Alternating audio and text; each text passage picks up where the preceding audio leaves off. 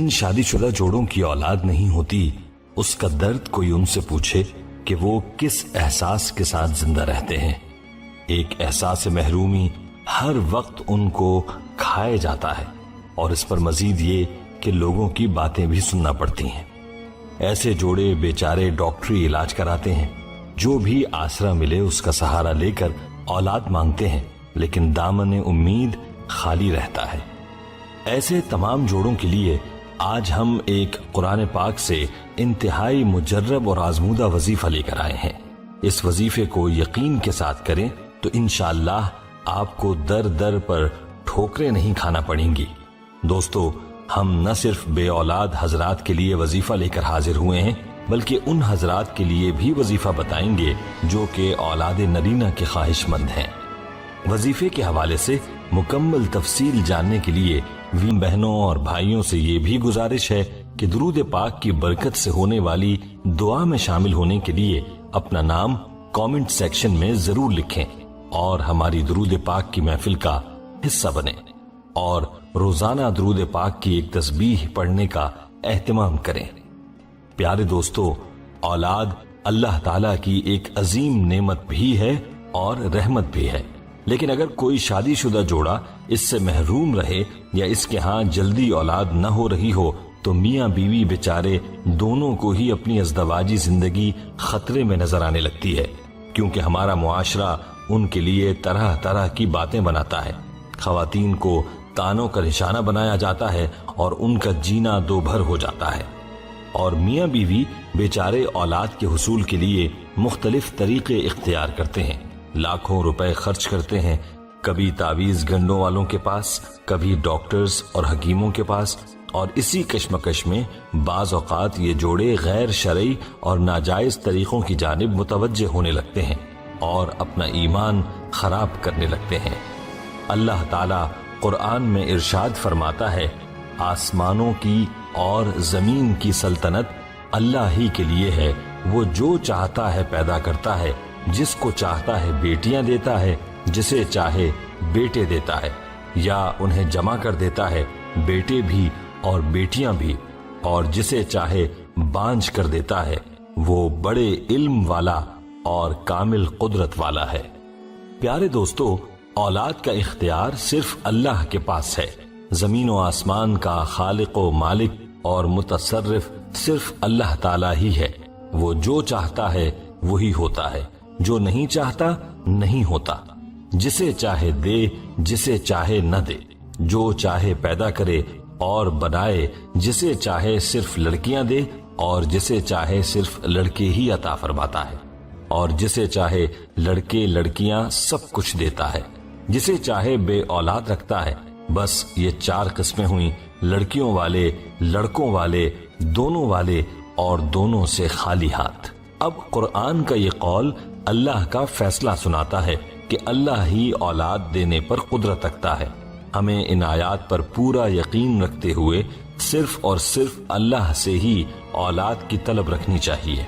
अगर हम कुरान में गौर करें तो हम देखेंगे कि अंबियाए कराम को भी जब औलाद की तलब हुई तो उन्होंने भी सिर्फ अल्लाह से दुआ की और अल्लाह ने उनकी दुआ कबूल करके उन्हें साहिबे औलाद किया और हमारे लिए निशानी बनाया ताकि हम भी इससे रहनुमाई हासिल कर सकें।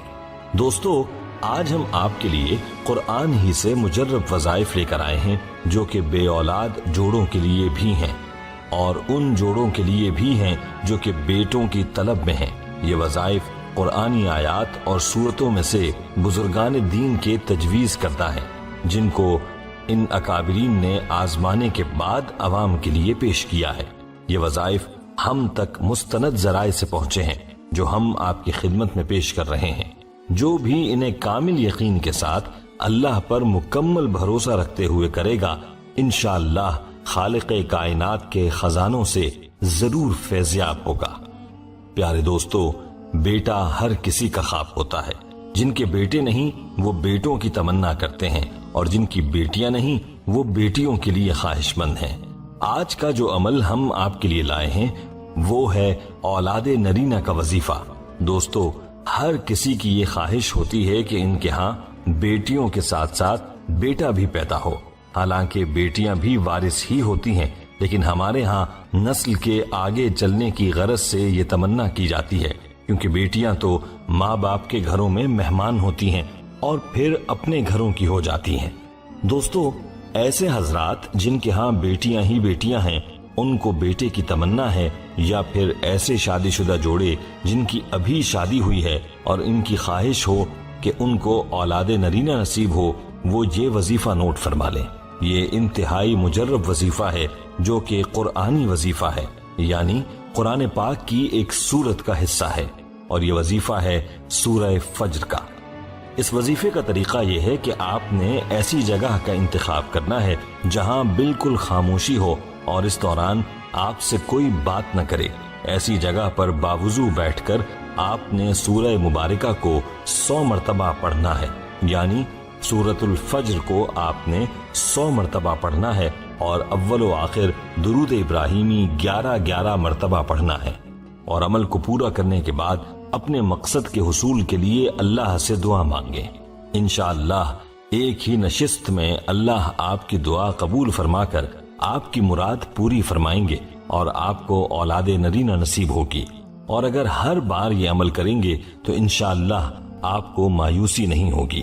دوستو، یہ جن بزرگان دین کی طرف سے پیش کیا گیا ہے، ان کا کہنا ہے کہ انشاءاللہ ایک ہی نشست میں آپ کو فائدہ ہو جائے گا، اور ان کی یہ بھی تجویز ہے کہ اگر آپ کے لیے ممکن ہو تو اس عمل کا چلہ کر لیں، یعنی اس عمل کو مسلسل 41 دن تک کریں۔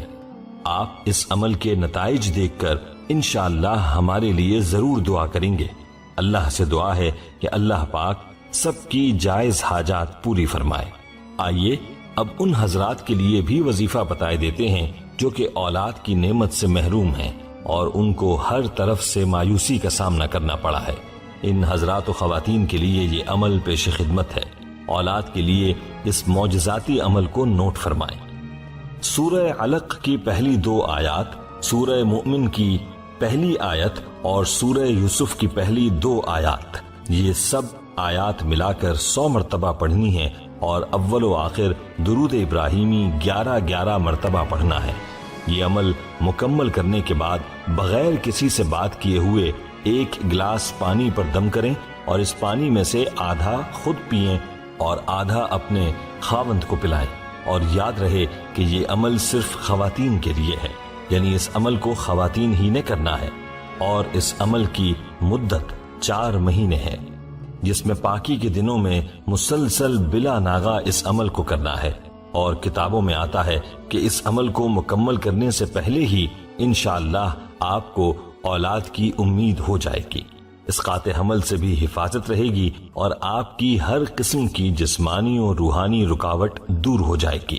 اور جب حمل کی امید ظاہر ہو جائے تو اگلے 4 ماہ تک اس عورت نے سورہ یوسف کو روزانہ 1 بار پڑھنا ہوگا، اور یہ حمل کی حفاظت کے لیے عمل ہے۔ اس سورت کو روزانہ پڑھ کر پانی پر دم کر کے پی لے، انشاءاللہ حمل کی حفاظت رہے گی۔ اللہ پاک صحیح سلامت اور صحت مند بچہ یا بچی عطا فرمائے گا۔ دوستو، یہ عمل ان حضرات و خواتین کے لیے انتہائی مجرب ہے جن کی اولاد نہیں ہوئی، اس لیے ایسی خواتین پورے یقین کے ساتھ اس عمل کو ضرور کریں تاکہ آپ کی جھولی بھی اولاد جیسی نعمت سے آباد ہو سکے۔ پیارے دوستو، یاد رہے کہ جب بھی اولاد کے لیے دعا مانگیں یا اللہ سے اولاد طلب کریں تو ہمیشہ نیک اولاد کی دعا کریں، کیونکہ اولاد نیک ہوگی تو ہی آپ کے لیے دنیا میں بھی سکون کا باعث ہوگی اور آخرت میں بھی نجات کا ذریعہ بنے گی۔ اور اگر خدا نخواستہ اولاد کی دولت تو نصیب ہو جائے لیکن نیک نہ ہو تو وہ دنیا میں بھی وبال جان بن جاتی ہے اور آخرت میں بھی رسوائی کا ذریعہ ہوگی۔ اس لیے ہمیشہ یہ دعا کریں کہ اللہ سب کو اولاد صالح کی نعمت سے نوازے۔ پیارے دوستو، آخر میں آپ سے ایک بار پھر یہ درخواست ہے کہ ہماری درود پاک